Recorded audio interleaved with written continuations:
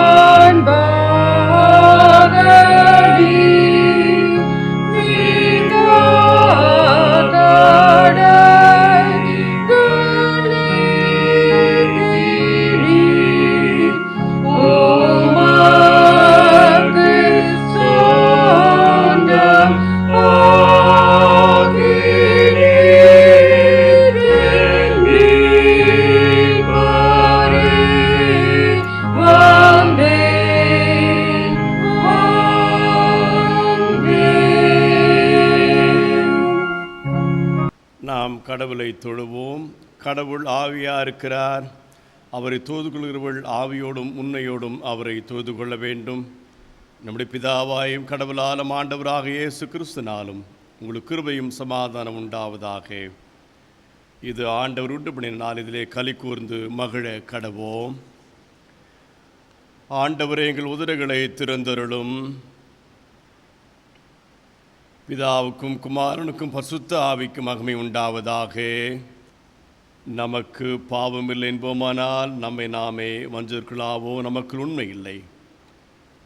நமது பாவங்களை அறிக்கையிட்டால் பாவங்களை நமக்கு மன்னித்து எவ்வித அனுமதியும் சுத்திகரிப்பதற்கு அவர் நம்பத்தக்கவரும் நீதிமுள்ளவராக இருக்கிறார். கடவுள் ராஜ சமீபத்திருக்கிறது. மனம் திரும்பி நற்செய்தியிலே நம்பிக்கை வையுங்கள். நாம் யாவரும் ஜெப நிலையிலே கடவுள் நோக்கி பார்ப்போம். உயிர் தெரிந்த திருநாள் பின்வருகின்ற 6வது ஞாயிற்றுக்கிழமையிலே இல்லங்களில் இருந்து கொண்டே வழிபாட்டிலே பங்கேற்கிற நேரத்திலே அனைத்து வாய்ப்புக்காக நாம் கடவுளை போற்றுவோம். கடவுளுடைய அன்பு, இரக்கம், தயவை எண்ணி துதிப்போம். சிறு வயது முதற்கொண்டு நாம் பெறுகின்ற அனைத்து ஆன்மீக வளர்ச்சிக்காக நாம் கடவுளை போற்றுவோம். சிறு வயதிலே வளர்க்கப்பட்ட வளர்ப்பு எண்ணி மகிழ்வோம். நம்மை பெற்றெடுத்து வளர்த்து வாழ்க்கையிலே வளம் காண தங்களை அர்ப்பணித்த பெற்றோர்கள், உடன் பிறந்தவர்கள், குடும்பத்தார் எண்ணி பார்ப்போம். அவர்கள் மூலமாக கற்றுக்கொண்ட நல்ல கிறிஸ்துவ பண்புகளுக்காக இறைவனை போற்றுவோம். சிறு வயதில் வளர்ந்த கிராம திருச்சபைகள், குறிப்பாக ஓய்வினால் பணியிலே கற்றுக்கொண்ட வசனங்கள், நாம் பாடல் பாட ஜெபிக்க உதவிய ஓய்வினால் பள்ளி ஆசிரியர்கள், சபையின் மூப்பர்கள், ஆயர்கள் அனைவருக்காக நாம் கடவுளை துதிப்போம். கடவுள் படைத்த அனைத்து படைப்புக்காக கடவுளை போற்றுவோம். அயல் நாட்டு மிஷனரிகள் நம் தாயகத்திற்கு வந்து நாம் வெளிச்சத்தை காணவும் இருளை ஒழிக்கவும் அர்ப்பணித்த அர்ப்பணிப்பை எண்ணி அந்த ஊழியத்தெல்லாம் வரவேற்ற முன்னோர்களுக்காக நாம் கடவுளை போற்றுவோம். நன்மனுக்கு எண்ணி இறைவனை துதிக்கும் அதே வேளையிலே இறைவனுக்கும் மனிதனுக்கு விரோதமாக நாங்கள் பாவங்கள் செய்திருப்பின் குறைகளை அறிக்கையிட அழைக்கப்படுகிறோம். அறிந்தோ தெரியாமல் செய்த குற்றங்கள், கோபத்தினாலே செய்த குற்றங்கள், பொறாமையினாலே செய்த குற்றங்கள், பிறரை அவமதித்து நடத்திய குற்றங்கள், பிறரை எதிரிகளாக பாவித்த குற்றங்கள் அனைத்திற்காக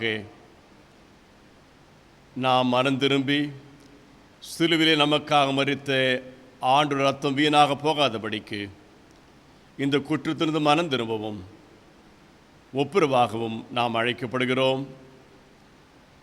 நாம் யாவரும் சேர்ந்து 2ஆம் பாவருக்கு ஜெபத்தை ஏறெடுப்போம். எங்கள் தந்தையாம் கடவுளே, நினைவினாலும் வார்த்தையினாலும் செய்கினாலும் உமக்கு விரோதமாக பாவம் செய்திருக்கிறோம். முழுவதும் நாங்கள் உம்மை நேசிக்கவில்லை.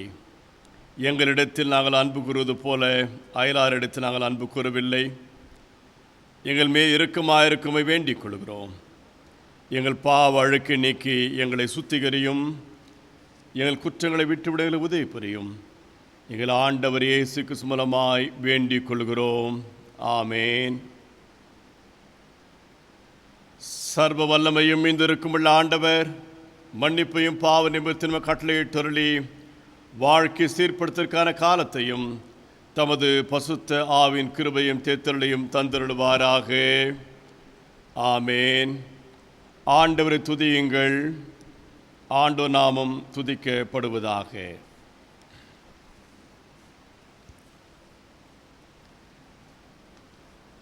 இந்த நாளுக்கான நற்செய்தி பகுதி யோவான் எழுதிய நற்செய்தி நூல் 14ஆம் அதிகாரம் வசனங்கள் 15 முதல் 21 வரை. யோவான் 14:15 முதல் 21 வரை. நீங்கள் என் மீது அன்பு கொண்டிருந்தால் என் கட்டளைகளை கடைபிடிப்பீர்கள்.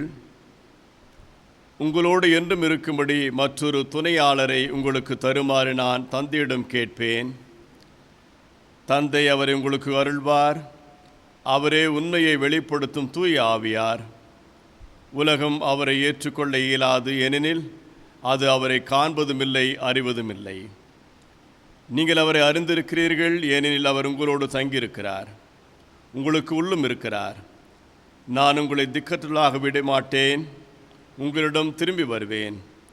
இன்னும் சிறிது காலத்தில் உலகம் என்னை காணாது, ஆனால் நீங்கள் என்னை காண்பீர்கள். ஏனெனில் நான் வாழ்கிறேன், நீங்களும் வாழ்வீர்கள். நான் தந்தையுள்ளும் நீங்கள் என்னுள்ளும் நான் உங்களுக்குள்ளும் இருப்பதை அந்நாளில் நீங்கள் அறிந்து கொள்வீர்கள். என் கட்டளைகளை ஏற்று கடைப்பிடிப்பவர் என் மீது அன்பு கொண்டுள்ளார். என் மீது அன்பு கொள்வர் மீது தந்தையும் அன்பு கொள்வார். நானும் அவர் மீது அன்பு கொண்டு அவருக்கு என்னை வெளிப்படுத்துவேன்.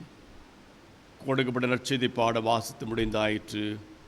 கிறிஸ்துவுக்கே மாட்சி உரித்தாக. ஜெபிப்போம்.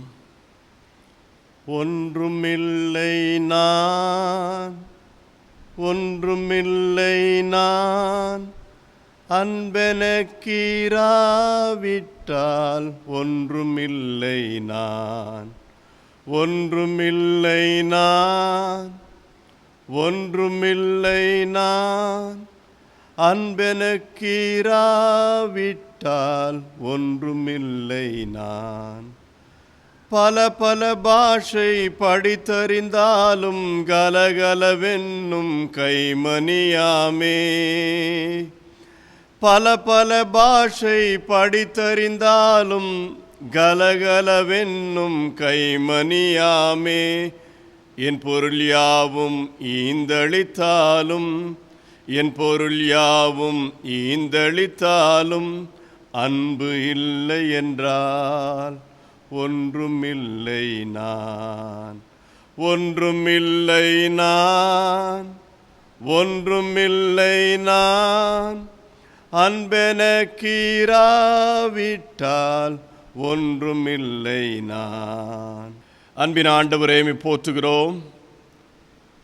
அன்பை நாங்கள் ஆண்டவரே ஆழமாக அறிந்து கொள்ளவும், சிலுவையில் அறையுண்ட ஆண்டவர் அன்பை எல்லாம் விளக்கிய அந்த காலத்தையும் சூழலையும் புரிந்து கொண்டு சாட்சியோடு வாழ கிருபையாக இருந்தருளும். சிந்திக்கின்ற வார்த்தைகளை பலப்படுத்தி காத்துக்கொள்ளும். மீட்பர் இயேசுவின் ஜெபங்களும் பிதாவே, ஆமென். ஆண்டவராக இயேசு கிறிஸ்து திருநாமத்திலே இறைமக்கள் அனைவரையும் வாழ்த்துகின்றோம். இந்த சிறப்பு நாளிலே நாம் தியானிக்க வழங்கப்பட்டிருக்கிற செம்பொருள் தூய ஆவியாரின் வாக்குறுதி. மே மாதம் 24ஆம் தேதி உயிர்த்தெழுந்த திருநாளுக்கு பின் வருகின்ற 6ஆம் ஞாயிறு, 31ஆம் தேதி பசுத்த ஆவியின் திருநாள். பசுத்த ஆவின் திருநாளுக்கு முன்பு வருகின்ற ஞாயிற்றுக்கிழமையிலே தூய ஆவியாரின் வாக்குறுதி, promise of the holy spirit என்று நாம் தியானிக்க அழைக்கப்பட்டிருக்கின்றோம். 1924ஆம் ஆண்டு ஜனவரி மாதம் 21ஆம் தேதி ரஷ்ய நாட்டை உருவாக்க காரணமாக இருந்த லெனின் அவர்கள் மரணத்தை சந்திக்கின்றார். அவர் மரித்த நேரத்திலே அவர் பயன்படுத்திய அறை, அந்த பொருட்கள் அப்படியே இன்றும் பாதுகாக்கப்பட்டு வருகிறது. மரிக்கின்ற நேரத்திலே கடைசியாக படித்து கொண்டது புத்தகத்தின் பெயர் what is the meaning of Christianity என்று ஒரு ஆங்கில புத்தகம். ரஷ்யர்கள் பொதுவாக அவர்கள் தாய்மொழி மாத்திரமே அதிக முக்கியத்துவம் கொடுத்திருக்கின்ற மக்கள்.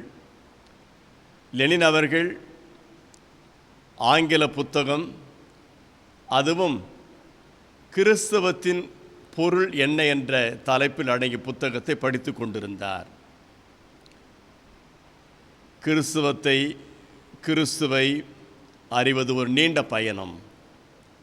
ஆண்டவராக இயேசு கிறிஸ்து பழைய ஏற்பாட்டிற்கின்ற சட்டங்களை எல்லாம் புதிய விளக்கம் கொடுத்து அதன் வழியாகத்தான் அவர் அனைத்தையும் விளக்க ஆரம்பித்தார். வாசிக்கப்பட்ட நற்செய்தி பகுதியிலே அங்கு காணப்படும் உண்மை என்னவென்றால், அன்பு, கட்டளை, இந்த இரண்டையுமே மையப்படுத்தி வாழ்வதை நினைவூட்டுகின்றார் இயேசு கிறிஸ்து. யோவான் 14ஆம் அதிகாரம் 14ஆம் வசனத்திலே, நீங்கள் என் பெயரால் எதை கேட்டாலும் செய்வேன், தொடர்ந்து நீங்கள் என் மீது அன்பு கொண்டிருந்தால் என் கட்டளைகளை கடைபிடிப்பீர்கள். ஒரு முறை ஒரு தேவதூதன் தனது கரத்திலே நெருப்பையும் இன்னொரு கரத்திலே வாளியிலே தண்ணீரையும் சென்று கொண்டிருந்தாராம். அதை பார்த்த ஒருவர் தேவதூதனை பார்த்து கேட்டாராம், ஏன் ஒரு கையிலே நெருப்பு இன்னொரு கையிலே வாளியிலே தண்ணீர் என்று. அவர் சொன்னாராம், நெருப்பை வைத்து கொண்டு பரலோகத்திற்கின்ற அழகான மாளிகையை நான் கொளுத்தப் போகிறேன். வாளில் வைத்திருக்கின்ற தண்ணீரை வைத்து கொண்டு நரகத்தில் இருக்கின்ற நெருப்பை அணைக்கப் போகிறேன். அதற்கு தொடர்ந்து அங்கு விளக்கங்களும் கொடுக்கப்பட்டன. என்னவென்றால், அநேகர் எதற்காக கடவுளுக்கு கீழ்ப்படிய முயற்சிக்கிறார்கள் என்றால், நரகம் என்ற பயம், பரலோகம் என்ற ஆசீர்வாதம். ஆனால் கடவுள் சொல்வது அவருடைய அன்பு, கட்டளைகள். நாம் அன்பினால் அன்பிற்காக கீழ்ப்படுவது இல்லை. எதற்கு நாம் கீழ்ப்படுகின்றோம்? பயந்து கீழ்ப்படுகின்றோம். பரலோகத்திற்கு போய்விடுமோமோ, அல்லது நரகமானது வந்துவிடுமோ என்று ஒரு அச்சம், இந்த தவிப்பு நமக்கு சொல்லப்பட்டிருக்கிறது. 14:15 என் மீது அன்பு கொண்டிருந்தால் நீங்கள் என்ன செய்வீர்கள்? கட்டளைகளை கடைபிடிப்பீர்கள்.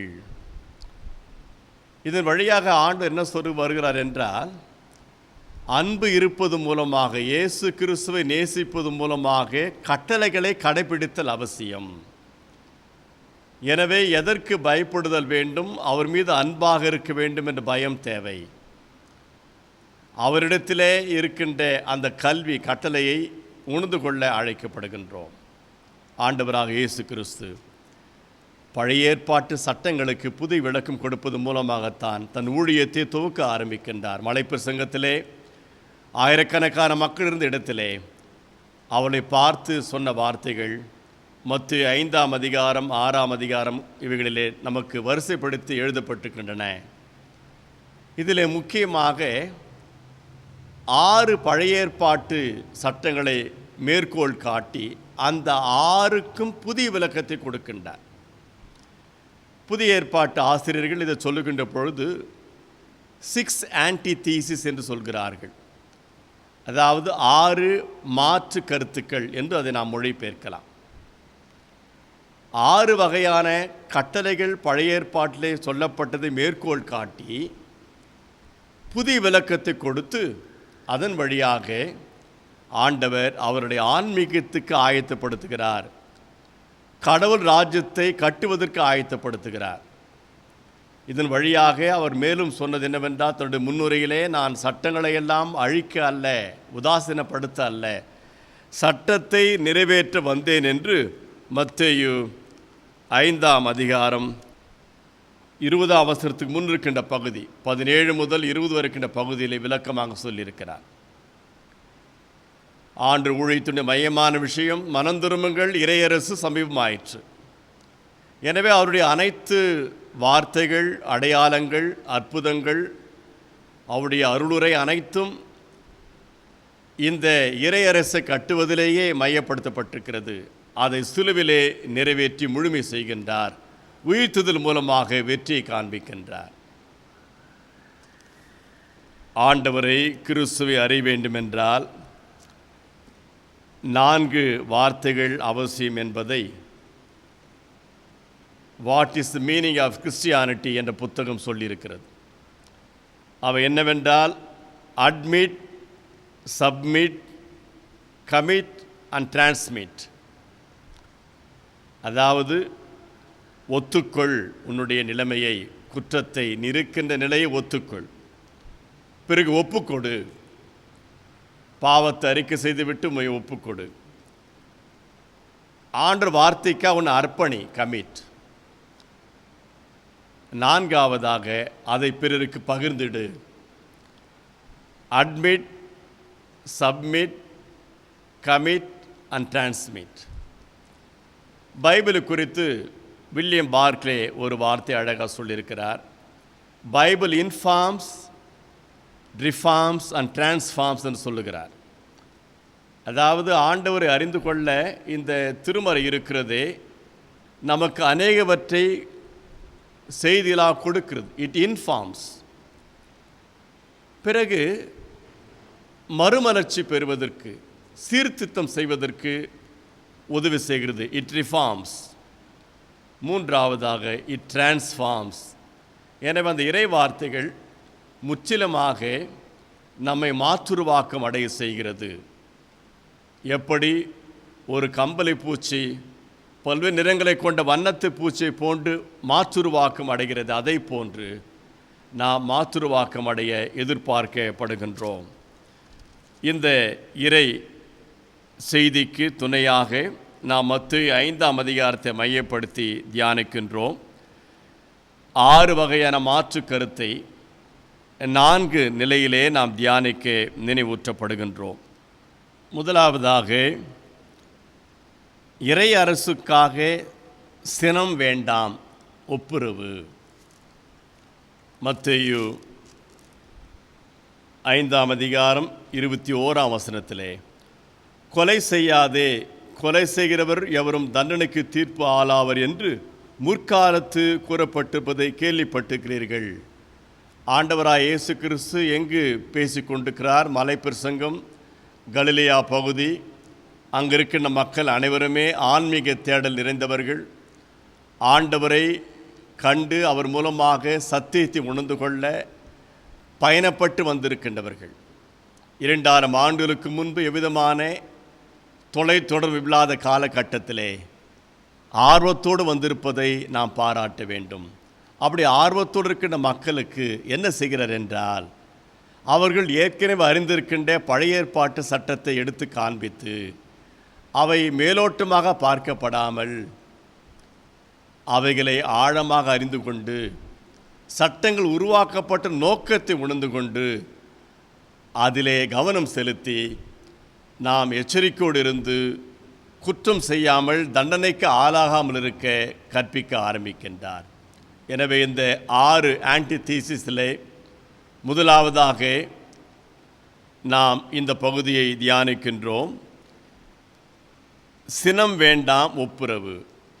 இறை அரசுக்கு நாம் தகுதி பெற வேண்டுமென்றால் கோபம் வேண்டாம் என்பதை ஆண்டவர் இங்கு முன்வைக்கின்றார். பழைய ஏற்பாட்டு சட்டத்தை நினைவூட்டுகின்றார். கொலை செய்தால் தண்டனை, நான் உங்களுக்கு சொல்கிறேன். இவ்விதமாகத்தான் அவை ஆரம்பிக்கிறது 22ஆம் வசனத்திலே. ஆனால் நான் உங்களுக்கு சொல்கிறேன், கொலை செய்யாதே, தண்டனை உண்டு. இது பழைய சட்டம். நான் உங்களுக்கு சொல்கிறேன், தம் சகோதரர் சகோதரிகளிடம் சினம் கொள்கிறவர் தண்டனை தீர்ப்புக்கு ஆளாவர். கோபம் வருகின்ற பொழுது கொலை தூரம் அல்ல என்று சொல்லப்படுகிறது. ஆபேல் மீது பொறாமை கொண்டு அவரை கொலை செய்து விடுகின்றான் காயின். அந்த கோபம் எதற்கு அவரை அழைத்து சென்றதென்றால் கொலை செய்வதற்காக. முட்டாளை என்பவர் தலைமை சங்க தீர்ப்புக்கு ஆளாவார், அறிவிலே என்பவர் இரகத்துக்கு ஆளாவார். எனவே நீங்கள் கோபம் அடைய வேண்டாம். நான் மாற்று கருத்து சொல்கிறேன். ஆலோசனை என்னவென்றால், நீங்கள் ஒப்புரவாக உங்களை ஆயத்தப்படுத்த வேண்டும். ஒப்புரவாகுதல். 1983ஆம் ஆண்டு ஏப்ரல் மாதம் 1ஆம் தேதி கலிஃபோர்னியா மாநிலத்திலே மிக சிறந்த இசை ஞானியாக செயல்பட்டவர் மர்வின் கே என்பவர். மர்வின் கே என்பவர் 45 வயதிலே தன் சொந்த தந்தையினாலே சுட்டுக் கொல்லப்பட்டார். சிறு வயதிலிருந்தே அவருடைய தந்தை அவரை துன்புறுத்தியதாகவும் வேதனையோடு அவன் வாழ்ந்து வந்ததாகவும் சொல்லப்படுகிறது. கடைசி வரை தன் தந்தையை மன்னிக்காத ஒப்புரவாகாதவனாகவே அவர் வந்திருக்கின்றார். அவருடைய பாடல்கள் புகழ்பெற்றதினாலே பிரின்ஸ் ஆஃப் சோல் என்று அவர் அழைத்தார்கள். மோடவுன் ஆஃப் சோல் என்றும் அழைக்கப்பட்டது. முதல் பாடல் அங்கு அவ்விதமாக உருவாக்கப்பட்டது. அவருடைய வாழ்க்கை குறித்து அவருடைய நண்பர் டேவிட் ரிட்ஸ் என்பவர் டிவைடட் சோல் என்று புத்தகம் எழுதியிருக்கிறார். டிவைடட் சோல், பிளவுபட்ட ஆத்துமா, பிளவுபட்ட உயிர். அவர் பாதி நல்லவர், பாதி தீமையானவர், பாதி வெறித்தனமுடையவர், பாதி பண்புள்ளவர். இப்படியாக வாழ்ந்திருந்தவர் இயேசு கிறிஸ்துவின் மீது அதிக பற்று கொண்டவராகவும் இருந்தாராம். ஆனால் தான் பெற்றிருந்த அந்த பற்றை தன் வாழ்க்கையிலே பயன்படுத்த அவரால் முடியாமற் போய்விட்டது. யாருமே உதவி செய்ய முடியவில்லை. அவருடைய பிறந்த நாளுக்கு முந்தின நாள், அவர் ஏப்ரல் மாதம் 2ஆம் தேதி பிறந்தவர். அந்த முந்தின நாள் இரவிலே 1983ஆம் ஆண்டு மர்வின் கேயி சுட்டு கொல்லப்படுகின்றார். இங்கு எச்சரிக்கப்படுகின்றோம். கொலை செய்வதென்பது கோபத்தினுடைய வெளிப்பாடாக இருக்கிறது. எனவே ஆண்டவர் கோபத்தை தவிர்த்திடுங்கள் என்று ஆலோசனை வழங்கி நீங்கள் ஒப்புரவாக வேண்டும் என்று கேட்டுக்கொள்கிறார். இதன் வழியாக ஒரு புதிய அரசை கட்டுவதற்கு அந்த அடித்தளம் என்னவென்றால், புதிய அரசிலே சினம் வேண்டாம், ஒப்புரவு அவசியம். ஒப்புரவு தேவைப்படுகிறது. இன்று அநேக நிலையிலே வியாபார ரீதியாக கொலைகள் செய்யப்படுகின்றன. பழைய ஏற்பாட்டிலும் ஒரு கொலை நடந்தது. நிலத்தை அபகரிக்க அரசனும் அரசனுடைய மனைவியாக எசேபேலும் நாபோத் என்ற ஒரு குடியானவனை கொலை செய்து விடுகிறார்கள். ஆகாப் அரசன் கடவுள் விரோதமாக செயல்பட்டு விடுகின்றான். என்ன கோபம் வருகிறது? நான் நிலத்தை கேட்டேன், கொடுக்க மறுத்து விட்டான். விலைக்கு கேட்டேன், விலை கிரயமா கொடு என்று கேட்டேன், பணம் தருவதற்காக ஒத்துக்கொண்டேன். இஸ்ரேல் தேசத்தில் நிலத்தை விற்கவும் கூடாது, வாங்கவும் கூடாது. எனவே நாபோ சொல்லுகின்றார், என்னுடைய மூதாருடைய சொத்தை கொடாதபடிக்கு ஆண்டவர் என்னை காப்பாராக என்று விண்ணப்பம் செய்கின்றான். இருப்பினும் நாம் பார்க்கின்றோம், வேற்று கலாச்சாரத்தை உடைய எசபேல், பாகால் வழிபாட்டுடைய எசபேல் அவன் மீது வெறி கொண்டு கோபம் கொண்டு அவன் அழித்துவிட முயற்சித்து தவறான சாட்சிகளை உருவாக்கி அவரை கல்லெறிந்து கொலை செய்து விடுகிறார்கள். கொலைக்கு காரணம் நிலத்தை அபகரித்தல், கொடுக்க மறுத்ததற்காக கோபத்தனம், சினம் கொள்வது. கடவுள் அங்கு எலியா மூலமாக அந்த குடும்பத்தை எச்சரிக்கின்றார். அந்த குடும்பமானது பிறகு சீரழிந்து விடுகிறது. அந்த கோபம், அந்த வெறித்தனம், சினமானது அவர்களை அழித்து விடுகிறது. சீன பழமொழி சொல்கிறது, நீங்கள் ஒருவரை தண்டிக்க கொலை செய்ய விரும்பினால் 2 கல்லறைகளை தோண்டுங்கள், ஒன்று உன் எதிரிக்கு, இன்னொன்று உனக்கு. அமெரிக்க மெடிக்கல் அசோசியேஷன் ஒரு ஆராய்ச்சி நடத்தியதிலே அவர்கள் சொன்ன வார்த்தை, எங்களால் 10% நோயாளிகளுக்கு மாத்திரமே சிகிச்சை கொடுக்க முடியும். மருத்துவ ரீதியாக 90% வியாதிகள் இவர்களை உருவாக்கி கொண்டு கோபம், பொறாமை, வன்மை, பழிவாங்குதல் இவற்றினாலே பல்வேறு வகையில் அலைக்கழிக்கப்பட்டு அவர்கள் நோய்க்கு உள்ளாக்கப்படுகிறார்கள். இன்னும் ஒரு சிலர் வருகின்ற மனநோயாளிகள் 170 பேரை நாங்கள் மருத்துவமனையிலிருந்து இன்றே டிஸ்சார்ஜ் செய்ய முடியும். எப்பொழுது என்றால் அந்த 160 பேரை அல்லது 170 பேரை அவருடைய குடும்பத்தார் அன்பு கூர்ந்து சேர்த்து கொண்டால் அவர்கள் மருத்துவமனைக்கு வர வேண்டிய அவசியம் இல்லை. கோபம் அநேக துன்பத்தை சமுதாயத்தில் விளைவிக்கின்றது. இறை அரசுக்காக சினம் வேண்டாம், ஒப்புரவு. இரண்டாவதாக, இறை அரசு பெண்மையை அழிக்காதே. இறை அரசு இருக்கிறதே, இந்த இறை அரசு பெண்மையின் பேராற்றலாக இருப்பிடமாக இருக்க போகிறது. அந்த பெண்மையை மதிக்க, பாராட்ட புதிய ஏற்பாடு துவக்குகிறது. ஒரு பெண் வழியாக ஆண்டவர் பிறப்பின் செய்தி மரியாளுக்கு அறிவிக்கப்படுகிறது. உயிர்த்தெழுந்த செய்தியானது மகதலேனா மரியாளுக்கு முதல் சொல்லப்படுகிறது. பெண்மையை மதிக்கின்ற ஆன்மீகத்தை கிறிஸ்துவத்திலே பார்க்கின்றோம். ஆண்டவர் இங்கு சொல்கின்றார். மத்தேயு 5ஆம் அதிகாரத்திலே 27ஆம் வசனம், விபச்சாரம் செய்யாதே என கூறப்பட்டிருப்பதை கேள்விப்பட்டிருக்கிறீர்கள். விபச்சாரம் செய்யாதே, இது நீங்கள் கேள்விப்பட்டிருக்கிறீர்கள். ஆனால் நான் உங்களுக்கு சொல்கிறேன், ஒரு பெண்ணை இச்சையுடன் நோக்கும் எவரும் தம் உள்ளத்தால் ஏற்கனவே பெண்ணோடு விபச்சாரம் செய்தாயிற்று. எந்த அளவுக்கு ஒரு ஆழமான சிந்தனை பார்க்கின்றோம் ஆண்டுடைய வார்த்தையிலே. உன் பார்வையிலேயே தீமை அடங்கியிருக்கிறது. அந்த தீமை வேரோடு நீ களைந்தெறிவதற்காகத்தான் நீ ஆயத்தப்பட வேண்டும். எனவே ஒரு பெண்ணை பார்க்கின்ற பார்வையிலே உன் பண்பு வெளிப்படாவிட்டால் உன் ஆன்மீகமானது வீணாக போய்விடும். உங்கள் வலக்கண் உங்களை பாவத்தில் விழச் செய்தால் அதை பிடுங்கி எறிந்து விடுங்கள். உங்கள் உடல் முழுவதும் நரகத்தில் எறியப்படுவதை விட உங்கள் உறுப்புகளில் ஒன்றை நீங்கள் இழப்பதே நல்லது. ஆண்டவர் அனைவரையும் இறையரசுக்கு ஆயத்தப்படுத்துகிறார். மக்கள் மத்தியிலே பேசிக்கொண்டிருக்கிறார். ஆயிரக்கணக்கான மக்கள் அந்த மலையிலே அமர்ந்து கொண்டிருக்கிறார்கள். கலிலேயா கடலுக்கு அருகிலே இருக்கின்ற மலையிலே அங்கு செய்தி கேட்டுக்கொண்டிருக்கிறார்கள். அனைவருமே பழைய ஏற்பாட்டு அறிந்தவர்கள், ஆன்மீகத்திற்காக வந்தவர்கள். ஆண்டவர் புதிய விளக்கத்தை கொடுத்து கொண்டிருக்கிறார். என்ன சொல்கிறார்? உங்கள் பார்வையை சரி செய்யுங்கள்.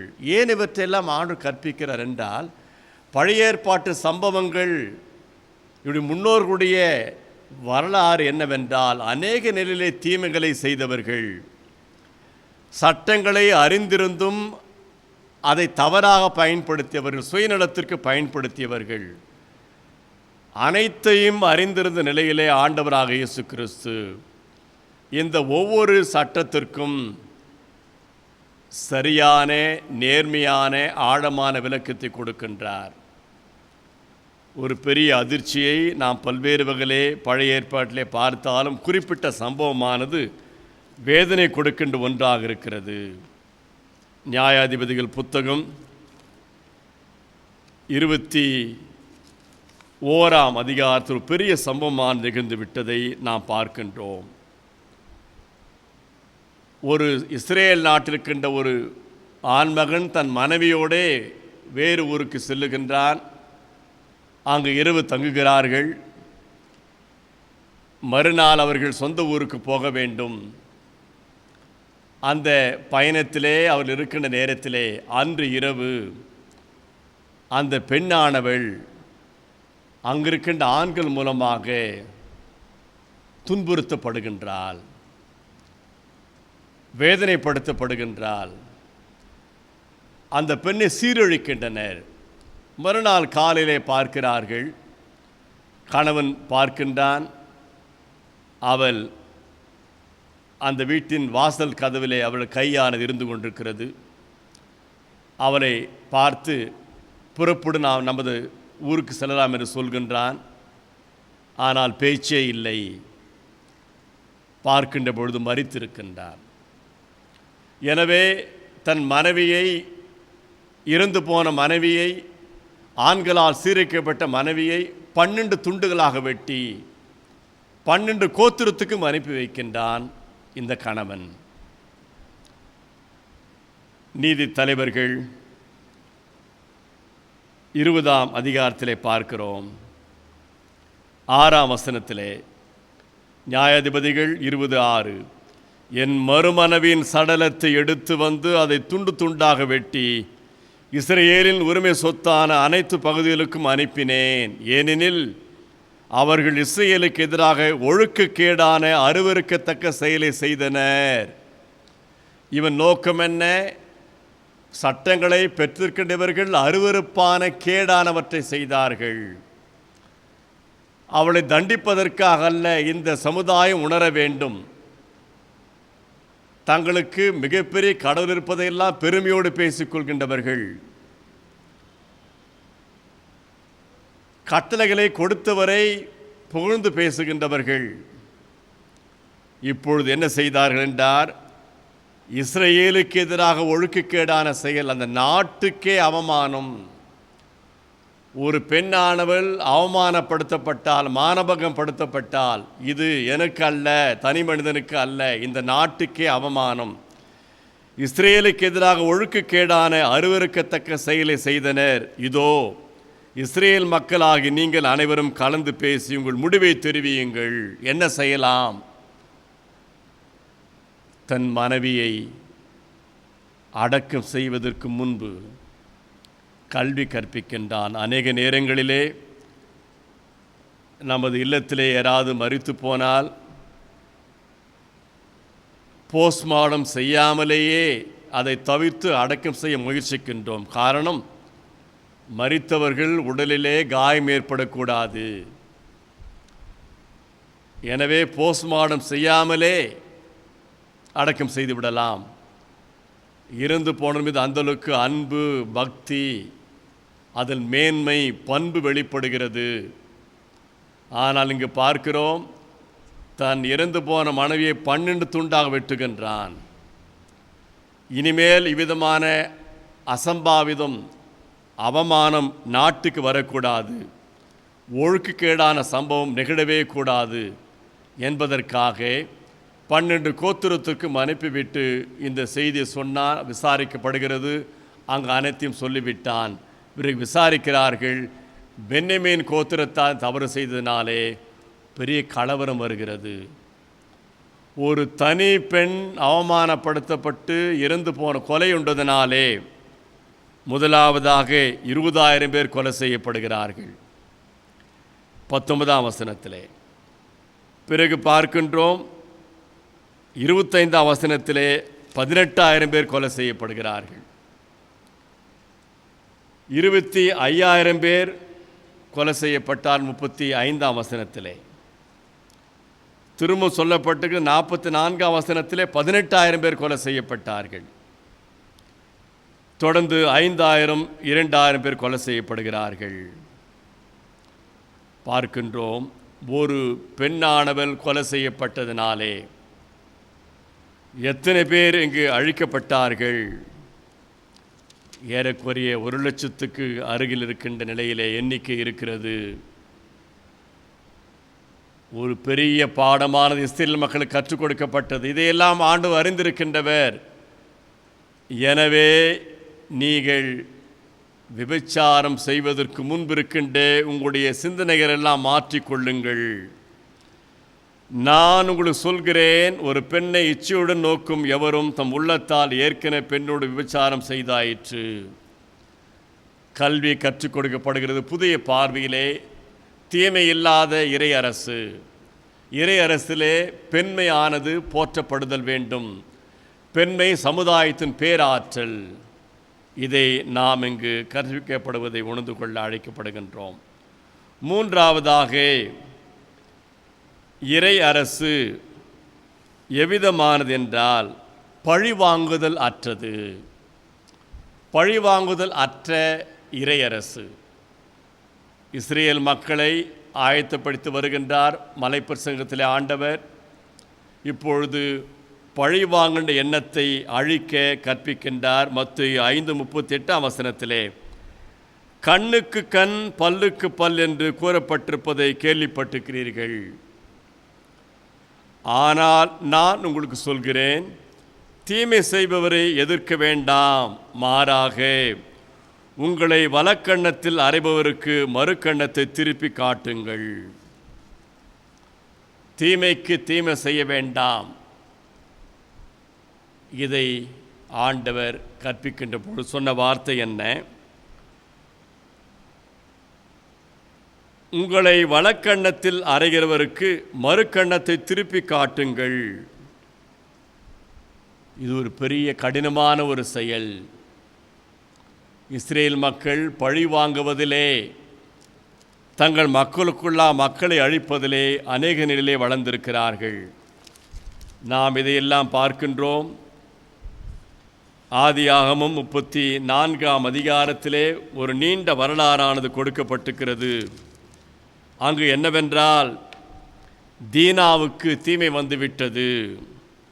யாக்கோபினுடைய பிள்ளைகள் யாவருமே பழி வாங்க துடித்து கொண்டிருக்கிறார்கள். ஆதியாகமம் 34ஆம் அதிகாரத்திலே, என் சகோதரி தீட்டுப்பட்டு விட்டால் என்று கோபத்தோடு அவர்கள் அங்கலாய்ப்பதை நாம் அந்த பகுதியிலே பார்க்கிறோம். ஆதியாகமம் 34ஆம் அதிகாரத்திலே. அதே வேளையிலே அங்கிருக்கின்ற மற்றவர்கள், விருத்த சேதனம் பெறாதவர்கள் பண்போடு நடந்து கொள்கிறார்கள். அங்கிருக்கின்ற அந்த பிரபுக்களுடைய மகன் தீனாலை விரும்பினான். தீனாவுக்கு தீமை வந்துவிட்டது. என்னவென்றால், திருமணம் செய்வதற்கு முன்பே அந்த பெண்ணை அவன் தவறாக பயன்படுத்தி விடுகின்றான். பேச்சுவார்த்தை நடைபெறுகிறது. பேச்சுவார்த்தையின் சாராம்சம் என்ன? யாக்கோபுடைய பிள்ளைகள் அந்த வாலிபனுடைய பெற்றோரிடத்தில் பேச ஆரம்பிக்கின்றார்கள்.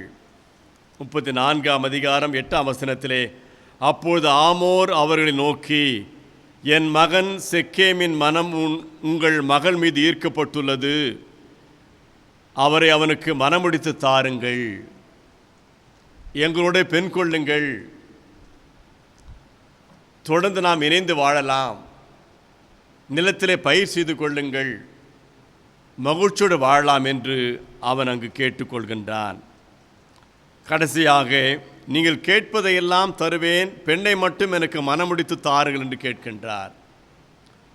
அவர்கள் இப்பொழுது ஒரு தீமையானவற்றை அவர்கள் யோசித்து கபடமாக செயல்பட பழிவாங்க ஆரம்பிக்கின்றார்கள். நாங்கள் விருத்த சேதனம் செய்யாதவனுக்கு என் சகோதரியை மனமுடித்து கொடுக்க மாட்டோம். நீங்கள் விருத்த சேதனம் செய்து கொண்டால் நாங்கள் எங்கள் பெண்ணை மனமுடித்து கொடுப்போம். அவன் அதுக்கு சம்மதிக்கின்றான். இவனை பாராட்ட வேண்டும். தன் மக்களிடத்துக்கு போகின்றான், மக்களை சந்திக்கின்றான், மக்களிடத்திலே பேசுகின்றான். நாம் இவ்விதமாக இந்த மக்களோடு நாம் தொடர்பு கொள்ளலாம், சமூக உறவு கொள்ளலாம். ஆனால் ஒரு நிபந்தனை விதிக்கப்பட்டிருக்கிறது. நாம் எல்லாரும் விருத்த சேதனம் செய்து கொள்ள வேண்டுமாம். இங்கு பார்க்கின்றோம், கடவுள் பெயரிலே தீமையானவற்றை ஆன்மீகமானவற்றை தீமையான நிலையிலே அங்கு காண்பிக்கிறார்கள். தங்களுடைய பக்தியை தீமைக்கு பயன்படுத்துகிறார்கள். தங்களுடைய சமய அடையாளத்தை தீமைக்கு பயன்படுத்துகிறார்கள். இங்கு சொல்லப்பட்டிருக்கிறது 34ஆம் வசனத்திலே 34ஆம் அதிகாரம் 24ஆம் வசனம். ஆகவே நகர வாயிலுக்கு வெளியே வந்த அனைவரும் ஆமோரும் அவன் மகன் செக்கேமும் கூறியதை ஏற்றுக்கொண்டனர். மக்கள் எல்லாரும் ஏற்றுக்கொள்கிறார்கள். நாம் விருத்த சேதனம் செய்து கொள்ளலாம். அவ்விதமாகவே அவர்கள் நிபந்தனை ஏற்றுக்கொண்டு நடைமுறைப்படுத்தி விட்டார்கள். விருத்த சேதனம் செய்யப்பட்டு விட்டது. விருத்த சேதனம் ஆண்களுக்கு மாத்திரம் செய்யப்படுகின்ற ஒன்று. அது நடந்து முடிந்த பிறகு பார்க்கின்றோம், அவர்கள் சரீர வகையிலே அந்த காயம் ஏற்பட்டதினாலே அவர்களுக்கு வலி இருந்திருக்கிறது. அந்த நேரத்திலே யாக்கோபுடைய பிள்ளைகள் என்ன செய்தார்கள் பார்க்கின்றோம்.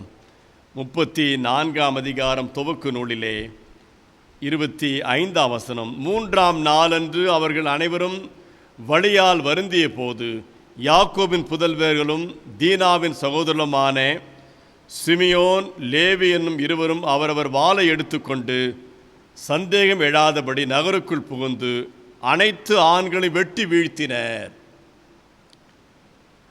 பெண்களையும் குழந்தைகளையும் சிறைபிடிக்கின்றனர். இவையெல்லாம் இந்த பகுதியிலே நமக்கு பதிவு செய்யப்பட்டிருக்கிறது. 29ஆம் வசனத்திலே அவர்களுடைய எல்லா செல்வங்களையும் எடுத்துக்கொண்டு எல்லா குழந்தைகள் பெண்டிரையும் கைதிகளாக்கி வீடுகளிலிருந்து அனைத்தையும் கொள்ளையடித்தனர். யாக்கோபுக்கு இஸ்ரவேல் என்ற பெயர் கொடுக்கப்பட்டது.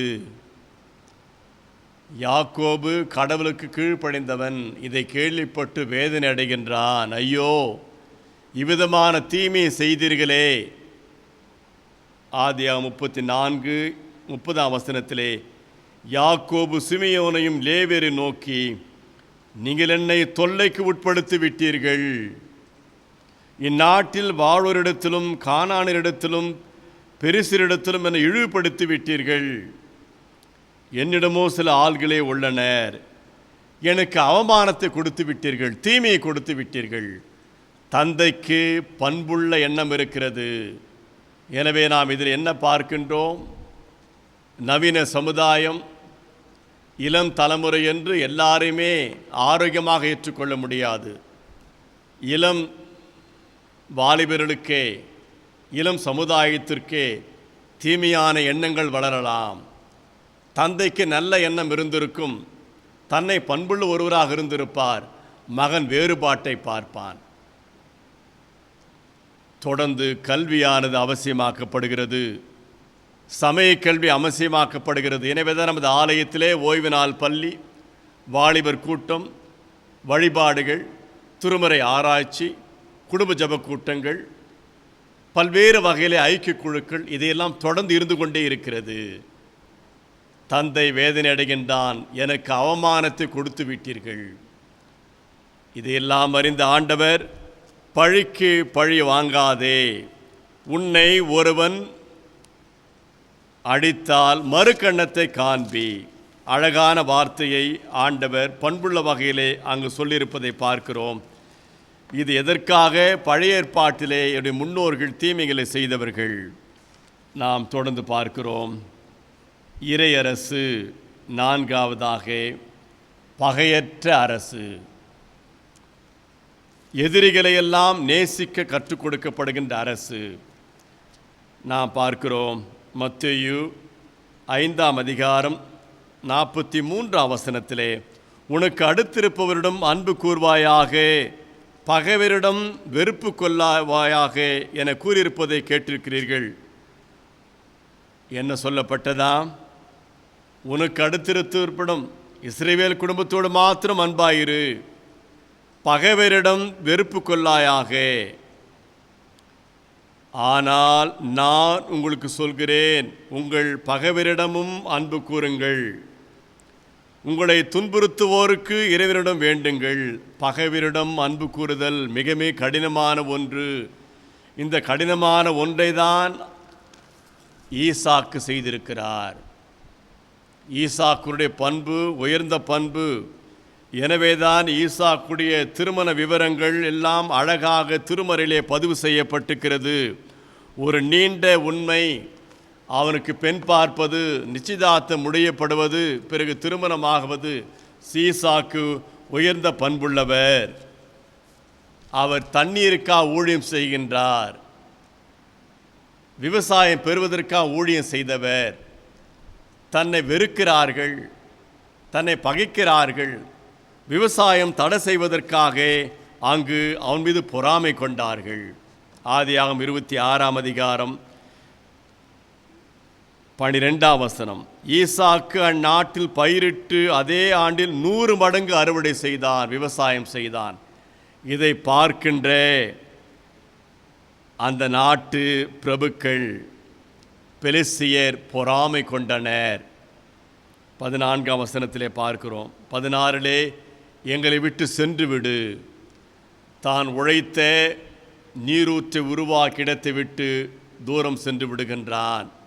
பிறகு ஆங்காங்கே நீரூற்றுகளை அவருடைய தந்தை உருவாக்கியிருக்கின்ற காலகட்டத்தில் அதையெல்லாம் பார்த்து அங்கு கிணறு தோண்டப்படுகிறது, அதிகமாக தண்ணீர் வருகிறது. அங்கு வந்து பார்க்கின்ற பெலிஸ்தர்கள் இந்த இடமும் எங்களுக்கு சொந்தம் என்று வாதாடினார்கள். அதற்கு ஏசேக் என்று பெயர் வைக்கப்பட்டது 20ஆம் வசனத்திலே. இன்னொரு இடம் செல்லுகின்றார், அதை விட்டு அங்கு கிணறு தோண்டுகின்றார், அதிகமாக தண்ணீர் வருகிறது. அங்கும் என்ன செய்கிறார்கள்? வாதாடுகிறார்கள். எனவே சித்னா என்று பெயர் வைக்கப்பட்டது. பிறகு தூரமாக சென்று விடுகின்றார், கிணறு தோண்டுகின்றார், ஆழமாக கிணறு தோண்டி தண்ணீர் வருகிறது, எதிர்ப்பு எதுவுமே இல்லை. அந்த இடத்திற்கு விஸ்தாரம் என்று பொருள் கொடுக்கக்கூடிய, பரந்த என்று பொருள் தரக்கூடிய ரெகபோத் என்ற பெயரை வைக்கின்றார் ஈசாக்கு. ஒரு சிறிய சம்பவங்களுக்காக பகையை வகுத்து கொள்கிறோம், நிரந்தரமான வெறுப்பை வளர்த்து கொள்கின்றோம். பாருங்கள், ஈசாக்கு 3 இடத்தை விட்டு துரத்தப்பட்டார், அவமானப்படுத்தப்பட்டார், உழைப்பு வீணானது, விளைச்சல் வீணாக போய்விட்டது, காலங்கள் தள்ளி போய்விட்டன. ஆனால் அவர்களை சபிக்கவோ, அவர்களை பழி வாங்கவோ, அவர்களை துன்புறுத்தவோ இந்த ஈசாக்கு தன்னை அர்ப்பணிக்கவில்லை. இங்கு சொல்லப்பட்டுகிற வார்த்தை என்ன? ஆண்டவராக இயேசு கிறிஸ்து, ஆனால் நான் உங்களுக்கு சொல்லுகிறேன், உங்கள் பகைவரிடமும் அன்பு கூறுங்கள், உங்களை துன்புறுத்துவோருக்கு இறைவனிடம் வேண்டுங்கள். சிலுவிலே வேண்டினார், பிதாவே மன்னியும். ஆண்டவருடைய வார்த்தைகள் புதிய விளக்கத்துடன் இருக்கின்ற வார்த்தைகள், புதிய ஆன்மீகம். யூத சமயத்தை அழிக்க அல்ல, மறுசீரமைக்க உருவானவர். சட்டங்களுக்கு புது விளக்கம் கொடுத்து, சட்டமானது மனிதனுக்காக, சட்டத்துக்காக மனிதன் அல்ல என்று விளக்கம் சொன்னவர். அன்பு ஆழமானது, ஆனால் பகை, விரோதம், பயம் என்பது நம்மை தவிக்க வைத்துவிடும். உலகத்திலே 10 வகையான சக்திகள் இருக்கிறதாம். முதலாவது இரும்பு. அந்த இரும்பை நெருப்பு உருக்கிவிடும். எனவே இரும்பை விட நெருப்புக்கு அதிக சக்தி. நெருப்பு பரவலாக காடுகளை அழித்துவிடும். அந்த நெருப்பை தண்ணீர் அணைத்துவிடும். நெருப்பை விட சக்தியானது தண்ணீர். தண்ணீரானது பல்வேறு வகையிலே அழிவுகளை கொடுக்கின்ற ஒன்று. ஆனால் அந்த தண்ணீரை உறிஞ்சிவிடும் மேகக்கூட்டங்கள். இரும்பை விட வலிமையானது நெருப்பு, நெருப்பை விட வலிமையானது தண்ணீர், தண்ணீரை விட வலிமையானது மேகக்கூட்டம், மேகக்கூட்டத்தை விட வலிமையானது பெரும் காற்று, விண்ட். பெரும் காற்று வருகின்ற பொழுது அந்த மேகக்கூட்டம் கலைந்து பறந்து போய்விடும். மனிதன் சக்தி உள்ளவன், அவனுக்கு பயம் வந்தால் ஒன்றுமில்லாமல் போய்விடுவான். மனிதனை விட சக்தியானது பயம், பயத்தை விட சக்தியானது தூக்கம். தூங்கிவிட்டால் பயம் ஒன்றுமே தெரியாது. தூக்கத்தை விட சக்தியானது மரணம். மரித்துவிட்டால் நாம் ஒன்றுமே அறியோம். கடைசியாக அந்த யூத ரபிமார்கள் விளக்கம் கொடுக்கிறார்கள். The loving kindness survives the death என்று சொல்கிறார்கள். மாறாத ஆழமான அன்பு இருக்கிறதே, அந்த அன்பானது மரணத்தையும் தாண்டி வாழ்ந்து கொண்டிருக்கும். அதுதான் கிறிஸ்து சிலுவிலே காண்பித்தார். பயமில்லாத ஆரோக்கியமாக வாழ வேண்டுமென்றால் நாம் அன்போடு இருக்க நினைவூட்டப்படுகிறோம். இந்த அளவுக்கு ஆழமான இந்த அன்பை நாம் செயல்படுத்தவும், ஆண்டு வழியாக இந்த பழைய ஏற்பாட்டு விளக்கங்கள்லாம் புரிந்து கொண்டு கடவுள் ராஜ்யத்தை கட்டவும் அழைக்கப்படுகின்றோம். இந்த கடவுள் ராஜ்யத்தை கட்டுகின்ற கருவிகள் தான் நாம். அதோட சிற்பிகளாக மாறி புதிய உலகத்தை படைத்து மகிழ்ச்சியை காண்போமாக. ஜெபம் செய்வோம். அன்புள்ள ஆண்டவரே, உமது அன்பை எல்லாம் போற்றுகின்றோம், மகிழ்ச்சியோடு துதிக்கின்றோம். மே மாதம் 24ஆம் தேதி இல்லங்களில் இருந்து கொண்டே நாங்கள் வழிபாட்டிலே பங்கேற்கும் நேரத்திலே எங்களை தாழ்த்துகின்றோம். கொரோனா வியாதினாலே பல்வேறு இழப்புகளை எங்கள் நாடும் உலகம் சந்தித்து வருவதை நீங்கள் அறிந்திருக்கின்றீர். எங்கள் குற்றங்களை எல்லாம் நீர் மன்னித்து நாங்கள் மனிதர்களை நேசிக்கவும் இயற்கையை பாதுகாக்கவும் நீர் எனக்கு கற்பிக்க கெஞ்சுகின்றோம். இந்த வியாதிக்கு தனி மனிதர்கள் காரணமாக இருந்திருந்தால் அவர்கள் மனம் மாற நீர் அவர்களை நிர்பந்திக்க எங்களிடத்தில் நாங்கள் மன்றாடுகின்றோம். சிகிச்சை கொடுத்து வருகின்ற மருத்துவர்கள், உதவி செய்கின்ற மற்ற பணியாட்களை எல்லாம் கரத்திலே கொடுக்கின்றோம். மருத்துவ சிகிச்சை அளிக்கின்ற பொழுதே மரணத்தை சந்தித்த மருத்துவ துறையினரை எல்லாம் அது கரத்திலே கொடுக்கின்றோம். மரித்து போன எண்ணற்ற சகோதர சகோதரிகளை கரத்திலே கொடுக்கிறோம். தொடர்ந்து ஆண்டவரே, அரசு இயந்திரங்கள், காவல்துறையினர், பல்வேறு துறையிலே பணியாற்றுகின்றவர்கள் பொதுமக்களுக்காக தங்கள் நேரத்தை எல்லாம் செலவழித்து மக்கள் பாதுகாப்போடு இருக்க பணியாற்றுகின்ற பொழுது இவர்கள் அனைவருக்கும் நீர் பாதுகாப்பை கொடுத்து வழிநடத்த கெஞ்சுகின்றோம். அன்புள்ள ஆண்டவரை, எங்களை தாழ்த்துகின்றோம். எங்களுடைய சபையில் இருக்கின்ற அனைத்து குடும்பத்தாரையும் கரத்திலே கொடுக்கிறோம்.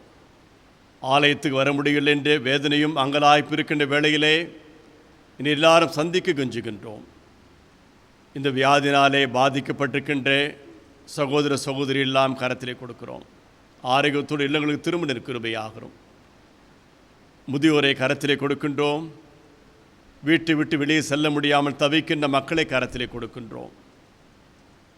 ஆண்டவரே, சபையில் இருக்கின்ற சிறு குழந்தைகள், 10ஆம் தேர்வுக்கு ஆயத்தப்படுகின்றவர்கள், வாலிபர்கள், குழந்தைகள் எல்லாரும் கரத்திலே கொடுக்கணும். பாதுகாத்து பலப்படுத்தும்.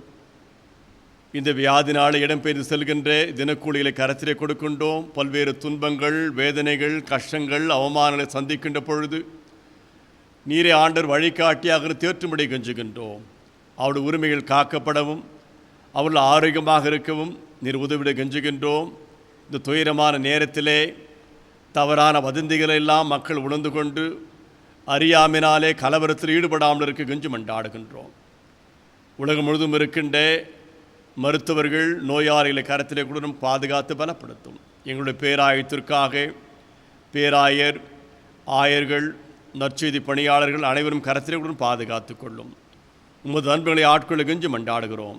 மீட்பர் இயேசுவின் ஜெபங்களும் பிதாவே, ஆமேன். நமது ஆண்டவராக இயேசு கிறிஸ்துவின் கிருபையும் பிதாவாக தேவனுடைய அன்பும் தூயானவை நடத்தலும் நம் அனைவரோடும் என்றும் நிலைத்திருப்பதாக. ஆமேன். ஆண்டவராக இயேசு கிறிஸ்துவின் திருநாமத்திலே உங்களை வாழ்த்துகின்றோம். அநேகமாக ஜூன் மாதம் 1ஆம் தேதி முதல் வழிபாட்டிலே பங்கேற்க வாய்ப்பு இருக்கிறது. வருடம் 31ஆம் தேதி விளக்கமாக அது நமக்கு அறிவிக்கப்படும். கடந்த வெள்ளிக்கிழமை காலையிலே நமது சபையை சேர்ந்த எளியவர்கள் கூடுதலாக இருக்கின்றார்கள். பாதிக்கப்பட்ட அனைவருக்கும், நமது சபையோடு இணைந்த மற்ற தொழிலாளிகளுக்கும் நிவாரணப் பொருட்கள் வழங்கப்பட்டன. அதற்காக உதவிய குடும்பங்கள் அனைவரையும் நான் வாழ்த்துகின்றேன். கடவுள் நம்மை தொடர்ந்து பலப்படுத்தி காப்பாராக.